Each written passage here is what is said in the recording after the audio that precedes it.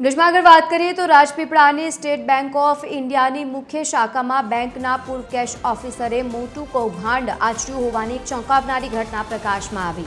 એક સમયે આ શાખામાં બેંકના કેશ ઓફિસર તરીકે ફરજ બજાવતા વોંગબોએ દેવદાસ ચક્રવર્તીએ આ આખો કરોડો રૂપિયાનો કાંડ કર્યો છે। પોલીસમાં નોંધાયેલી ફરિયાદના अनुसार વાંગબોએ देवदास चक्रवर्ती ने बैंक में रूपिया 1.93 करोड़ वधुनी रोकड़ रकम बैंकना एटीएम में जमा कराववानी हती, परंतु तेने आ रूपिया जमा कराव्या वगर ज बीजी जग्याए बदली लई लीधी हती अने आ समग्र मामलो प्रकाश में आव्यो। हाल ते फरार छे, तेने पकड़वा माटे पोलीसे चक्रोगतिमान कर्या।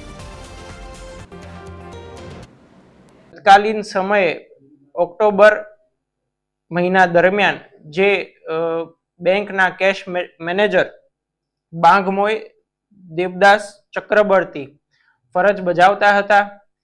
एमना विरुद्ध फरियाद आपवामां आवेल छे के जेओ राज्य सेवक होवानुं जाणवा छतां विश्वासघात करी अने सिस्टम में ऑनलाइन खोटा रेकॉर्ड उभा करी अने फ्रॉड करेलुं छे।